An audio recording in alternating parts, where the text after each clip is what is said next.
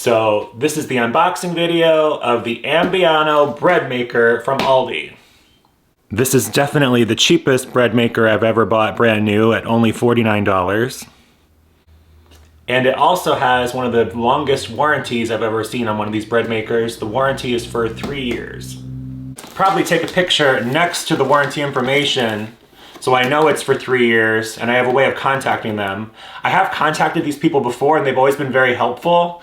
I've never had them deny a claim. It just takes them a few days to get back to you.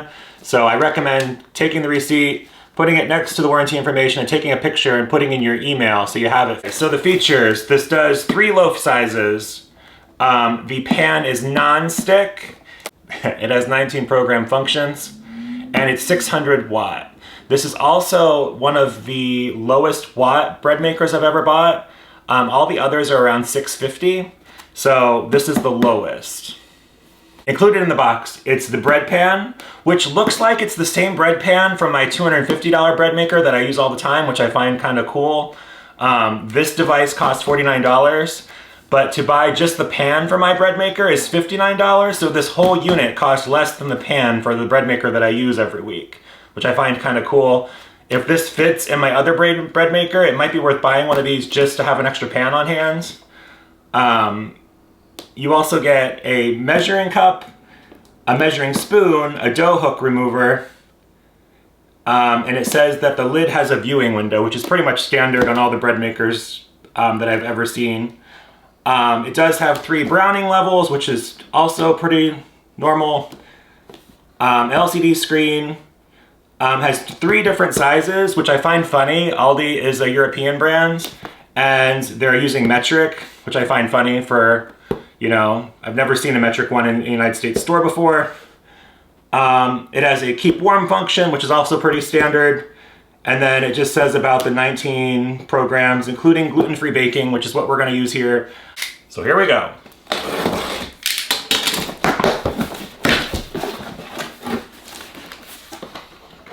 Warranty card.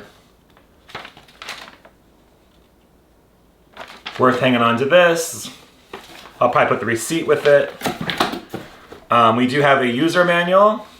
I do appreciate in the user manual there's a chart with all the breakdowns on how long each setting is. Some of the bread machines that I've bought didn't have this. Most of the higher end ones do include the chart. So this is actually pretty cool. It has the different time breakdowns for all the different modes that they have preset in the machine.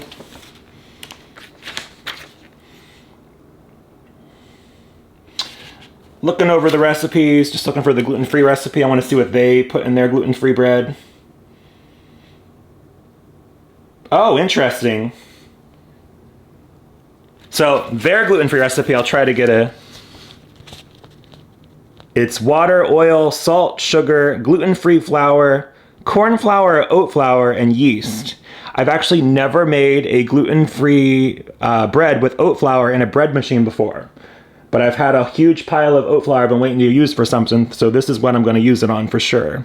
It does go on. There's different breads, which we won't be making here because we eat gluten-free in this household due to celiac disease. There's different desserts, mixes, doughs, cakes, jam, yogurt, sticky rice, sweet fermented rice, and that's it. And then lots of troubleshooting, and it also has Spanish in the manual.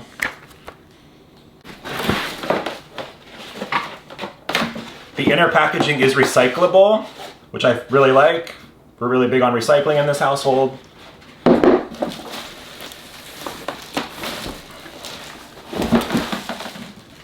Okay. Nothing else in the box. So here it is. It feels kind of plasticky, like very light. I would say this is probably the lightest bread machine I've ever had. And we've had like 6 different ones here over the last 2 years. Just getting them from friends, getting them from yard sales. Interesting. This is reminding me a lot of the Oster that we had. I did buy one brand new Oster and we had it for about a week. and it had a vibration problem where the pan would not stay secure and the whole unit would shake to the point it fell off the countertop. So it's giving me that vibe just looking at it, because the pan is very light.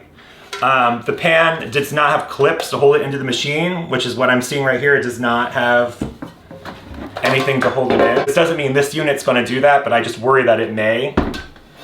They're securing it in the bottom by this instead of using clips on the sides of the pan, which we will see how well it works. Hopefully it works, but you never. Just to show you, it's like a dark black non-stick finish. It's similar to the pans that they sell in Aldi. I'm not sure what this is called. And then has the paddle.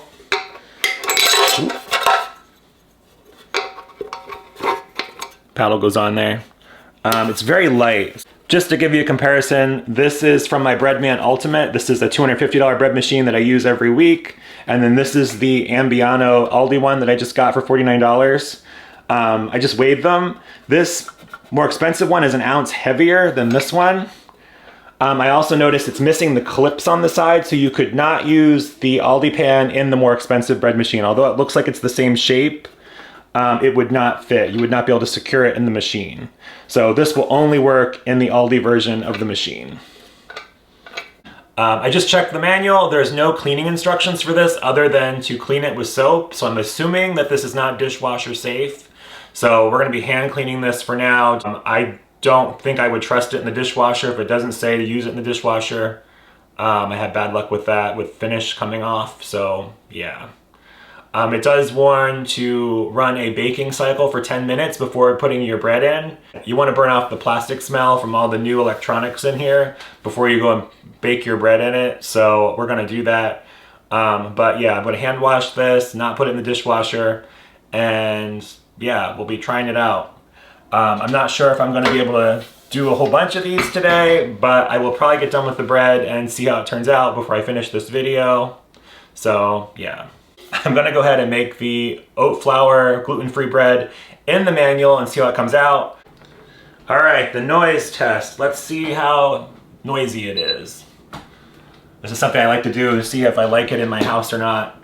Sometimes they're just too noisy and they clunk all over the place. So to put the pan in, you kind of sit the pan down a little sideways, a little crooked, and then you twist it till it's flat with the machine and it locks into place.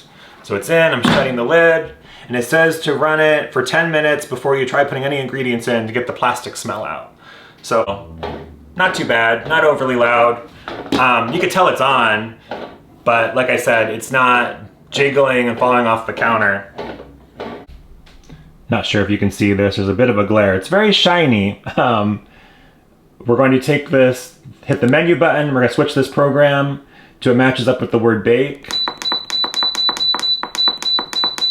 I do appreciate that it has a manual bake mode. Some of these do not. This comes in handy. If your bread's not all the way cooked, you can add time.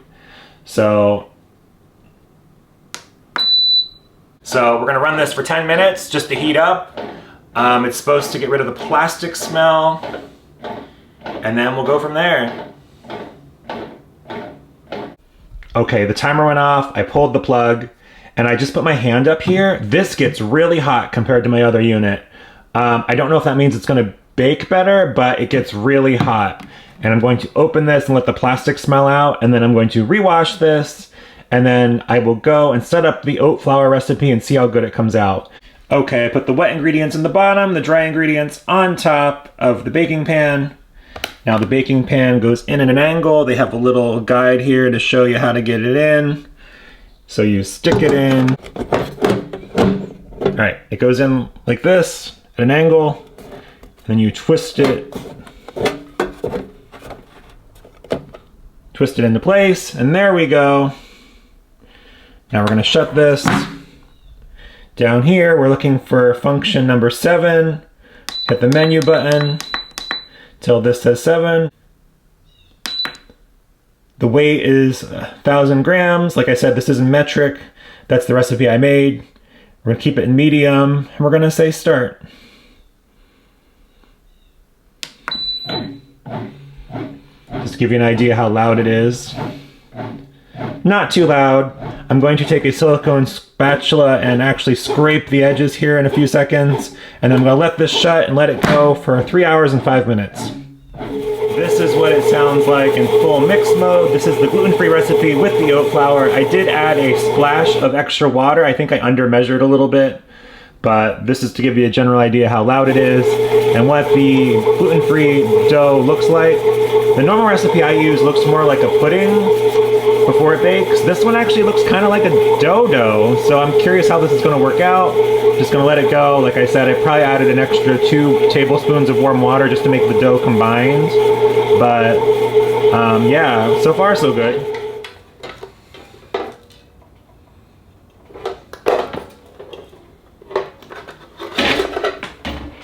Oof. Well, the non-stick part worked. Okay, so this is the first batch of that oat flour based gluten-free bread. It kind of just broke apart. I think it needed more moisture to finish turning into a dough. But it is bread. I did taste a little piece of it. It tastes okay, not much flavor. It's acceptable, I guess. I still prefer the other recipe better, but you know, the recipe in there does kind of work. I just think it needs a little bit more moisture. 2, with the recipe we normally do, put on gluten-free mode. We're gonna see how this one comes out. I suspect it's just a bad recipe.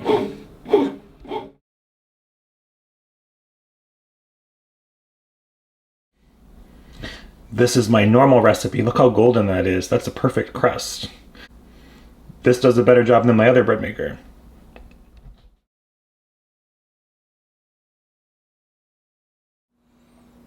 Okay, I've let them cool overnight. So this is the one with the Bread Van Ultimate recipe. Nice golden crust all the way around, even the top, which for the high-end Bread Van Ultimate, it struggles to get the top kind of golden sometimes. It's kind of white. So this did a better job than the other machine. And then this is the recipe from the booklet. This is kind of a brick. It's falling apart, not holding together. It doesn't really taste great. It tastes okay. I definitely wouldn't make it again unless I figured out what's wrong with the recipe. But yeah, this looks great. Okay, the moment of truth. Let's see what structure we have on the inside.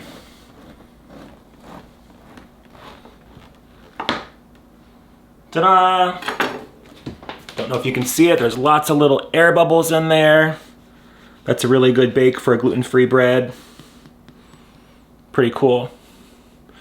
Nice crust all the way around.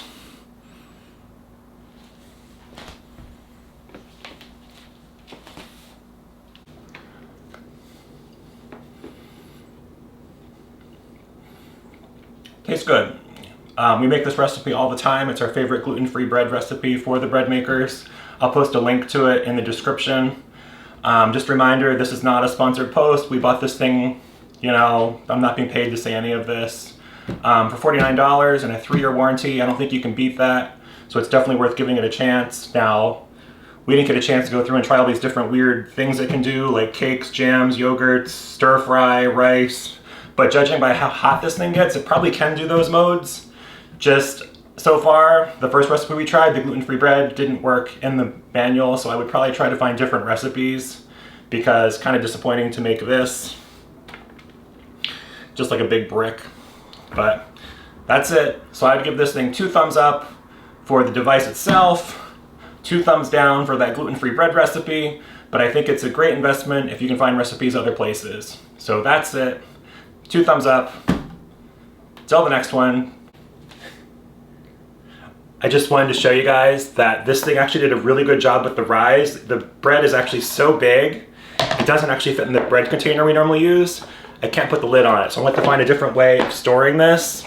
So this did a even better job at making the bread rise than our normal $250 bread maker. That's pretty crazy.